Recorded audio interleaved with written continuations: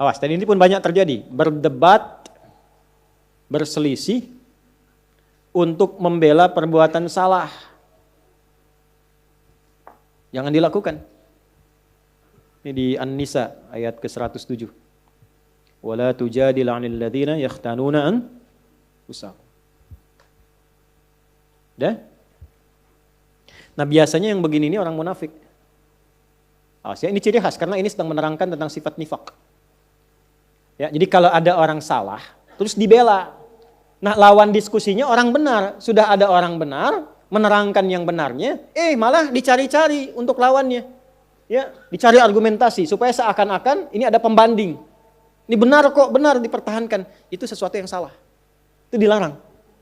Sengaja berdebat untuk melawan sesuatu yang benar, tapi membela yang salah. Contoh. Ini paling gampang, paling aktual. Tapi jangan dipotong videonya. Kamera turun. Turun kamera. Ya, biar satu saja, biar lengkap. Nih, orang sudah tahu setiap muslim, kalau sholat berjamaah itu, khususnya di masjid misalnya, imamnya laki-laki. Saf makmum yang laki-laki depan. Kenapa ketawa? Perempuan di belakang. Sebaik-baik safnya tuh di belakang. Belakang pun ditata lagi. Udah ada bagiannya. Jadi kalau pengen saf pertama perempuan, di saf perempuan, di belakang laki-laki. Ya, itu yang sehat. Nah, dan itu yang benar. Karena yang ngajarkan Nabi. Kan gak mungkin melampaui Nabi. Nabi kan yang nyuruh. Bukan cuma disampaikan, sampai dipraktekkan, diukur oleh Nabi. Digaris begini, diatur. Abu Bakar sini, Utsman sini, Umar sini. Baris semua. Sampai masing-masing punya hobi. Ada yang pojok kanan, ada zaman Nabi itu. Ada pojok kanan. Saf depan ada. Dan itu ditunggu oleh Nabi. Karena Nabi tahu. Nabi tahu. Itu ketahuannya saat meninggal. Karena Nabi komen, nungguin mana si fulan yang biasanya pojok kanan ini. Dilihat gak ada. Ditunggu itu. Karena sudah waktu mau habis, maka dilakukan sholat. Lalu dicari ke rumahnya. Jadi kisah nyata. Jadi kalau kita sambil belajar sirah, enak dapatnya. Begitu dicari, jauh juga rumahnya nih. Itu sahabat yang komen, kan Nabi biasa aja. Sahabat. Ya, Nabi biasa aja, Nabi kan Masya Allah, itu kan biasa. Kadang-kadang begitu, gurunya biasa, muridnya yang komen kan. Nyampe ke rumah ketemu istrinya. Ya Rasulullah, ditunjukkan kan, istrinya datang keluar, ya Rasulullah si fulan meninggal, singkatnya demikian.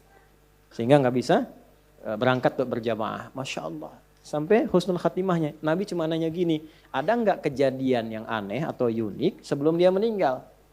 Tuh, namanya Nabi kan? Gak ada ya Rasulullah, cuma dia berkata begini, ya Allah kenapa gak lebih jauh lagi katanya. Apalagi, ya Allah kenapa bukan yang baru? Sahabat bingung. Nabi menerangkan. Baiklah, tahukah engkau ketika dia mengatakan, ya Allah kenapa gak lebih jauh lagi? Karena saat itu ditampakkan dalam sakaratul mautnya pahala dia yang berangkat ke masjid itu. Tampakkan. Makanya tenang. Nah, dampak dari situ dapat apa sampai surganya ditampakkan? Ditampakkan. Itulah panggilan yang membuat seseorang tenang saat sakaratul maut. Tenang, enak. Gitu. Ada yang sedang sholawat meninggal. Kemarin ke Rifki itu. Ada yang di Saudi sedang ceramah begini, menyebut la ilaha illallah, meninggal. Ada yang sedang sholat, tapi tenang, enak mereka itu. Kenapa? Karena ditampakkan kebaikannya. Dan sesuai kebiasaannya. Itu yang dimaksud Quran surah ke-89 ayat 27 sampai 30. Ya ayyatuhan nafsul mutmainnah. Kenapa mutmainnah? Irji'i ila rabbika radiyatan mardiyah. Kenapa radiyatan mardiyah? Fadkhuli fi wadkhuli jannati. Nah, jannati itu ditampakkan. Sehingga dampak dari kegiatan kita itu ditampakkan hasilnya. Senang kita. Dalam senang itulah diambil nyawanya. Sehingga itu yang dimaksudkan lembut, tak terasa, enak pulang. Pulang tuh enak sebetulnya. Yang gak enak pulang tuh yang gak punya bekal. Kan kalau mudik enak kan? Yang gak enak mudik tuh yang gak punya bekal. Harusnya pulang itu enak. Tenang, pulang. Maka ditampakkan. Dan dia berkata dalam sakaratul maut, ya Allah kenapa gak lebih jauh lagi? Karena dia yakin kalau makin jauh makin banyak pahalanya. Antum datang ke sini yang dikira yang dekat saja. Lihatlah kita yang jauh-jauh. Kalau ikhlas karena Allah itu dinilai teman-teman. Nanti waktu membuktikan, ada saatnya nanti Allah tampakkan apa yang kita ingin dapatkan itu. Ada saatnya. Gak sia-sia. Ya. Lalu di perjalanan satu waktu, ada seorang sedang kedinginan di musim dingin. Nah beliau ini memakai pakaian double. Yang baru yang di dalam, yang luar itu yang lama. Dibuka yang lama yang luarnya dipakaikan ke situ. Maka ditampakkan bagian pahala kebaikannya. Maka keluar di lisannya, ya Allah kenapa yang gak baru saja ya. Menyesali dirinya, padahal menyesal dalam kebaikan. Kenapa yang enggak yang baru saja? Keluar itu. Maka itu tanda dari husnul khatimah. Ya. Tapi bab kita bukan di situ. Bab kita adalah Nabi tetap walaupun sedramatis apapun, sesedih apapun, safnya tetap yang depan laki-laki. Laki-laki semua. Nah perempuan di belakang. Sayyidah Aisyah ketika mulai ke masjid itu ngambil yang paling belakang itu. Ya, sehingga beliau pun melihat kami itu kalau udah selesai segera pulang lagi. Ya, untuk menjaga kehusyuan, menjaga kebaikan supaya tidak ikhtilat, bercampur dan pasti akan berpengaruh. Makanya di awal-awal waktu saat baru-baru masuk Islam, saat ada perintah sholat, itu perempuan dilarang ya mendekat kepada laki-laki yang sedang sholat, apalagi lewat depan. Bisa dianggap batal. Kenapa? Karena sedang melatih syahwat di awal-awal masuk Islam. Ya, saking dipisahkannya supaya baik. Dan jangan dikira kalau ke belakang itu menunjukkan status perempuan rendah. Tidak, jangan ngarang sendiri. Tidak, bukan itu maksudnya. Ayo rekam tuh. Jangan dipotong ya. Bukan. Justru ketika mematuhi Allah tinggi statusnya. Jadi yang dilihat itu bukan safnya, kepatuhannya terhadap Allah dan Rasulnya. Begitu patuh status naik. Nah patuh itu feedbacknya apa untuk kebaikannya. Supaya ini khusyuk, sana khusyuk, nilainya sama. Justru kalau ibu maju ke sini maksa, nilainya jadi salah. Yang tadi benar, jadi begitu maju safnya, ya bahkan bersandingan, nih laki-laki, ini perempuan, laki-laki, perempuan. Imam laki-laki, kadang perempuan, laki-laki, perempuan. So, kan? Ganti-ganti, jadi nggak jelas. Akhirnya apa yang terjadi? Satu menyalahi aturan. Yang kedua menyalahi hikmah. Kalau sudah menyalahi aturan dan hikmah, pasti kontroversi. Kalau sudah kontroversi pasti ada perdebatan. Kalau sudah ada perdebatan tinggal dilihat masuk babnya mana. Nah biasanya kalau sudah salah Allah kirim orang baik untuk meluruskan dengan cara yang baik. Ini berdasarkan ketentuan Nabi. Sepanjang kita muslim maka ini aturan bagi orang Islam. Safnya begini, ininya begini. Tiba-tiba gak ada angin, gak ada hujan, gak ada petir. Datang lagi sosok lain membela misalnya. Ini demi kesetaraan. Ada bab lain. Bab dari mana Johan?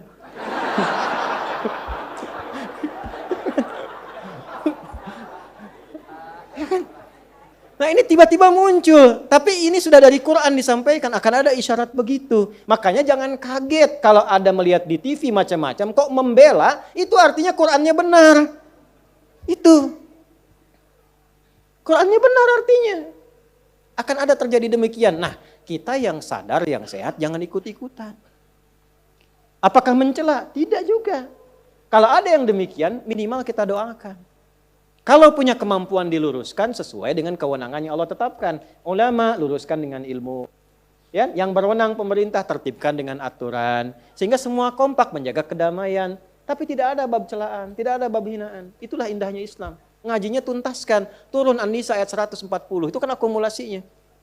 Ya, waqad nazzala 'alaikum fil kitabi an idza sami'tum ayatillahi yukfaru biha wa yustahza'u biha fala taq'udu ma'hum hatta yakhudu fi haditsin ghairi innakum idzan mithluhum innallaha jami'ul munafiqina wal kafirina fi jahannam jami'a. Paham? Tidak. Nah. Telah tetap ketentuan dalam Al-Qur'an kalau ada orang nyeleneh, itu kata Allah, nyeleneh. Ayat Quran diingkari, petunjuk Nabi diseling-selingi. Ya. Bahkan sengaja kadang-kadang menjadi olok-olok. Merasa benar mengolok-olok. Kalau terjadi yang demikian jangan lakukan hal yang sama kata Allah. Hindari, pertama jauhi. Jadi kalau ada tempat yang kurang sesuai, kontroversi, dilihat ternyata menyimpang, ya sudah jangan diikuti, jangan daftar, jangan masuk, jauhi dulu. Setelah itu apa? Ya, bahasa Qur'annya indah supaya kamu nggak terpengaruh. Dan kalaupun ada perdebatan yang seperti tadi, tinggalkan, jangan disimak. Dengar yang baik-baiknya. Yang kontranya itu nggak usah disimak, buang-buang waktu. Akhirnya apa? Bikin sebal, malah keluarlah kata-kata yang kotor. Keluar itu.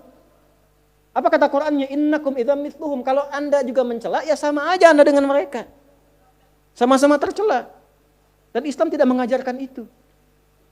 Kita itu risalahnya kebaikan. Sekalipun mau lurus, dengan meluruskan dengan cara yang baik. Bukan dengan celaan. Seburuk-buruknya orang, kalau masih hidup tuh punya peluang untuk jadi baik. Allah memberi peluang, kenapa Anda yang bukan Tuhan menghambatnya?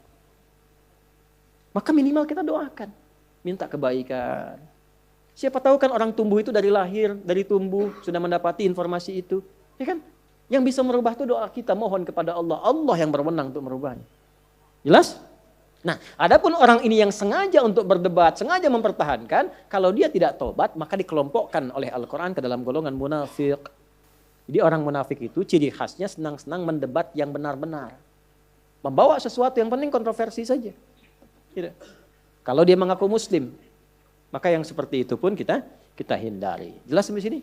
Jadi nggak usah repot-repot direspon.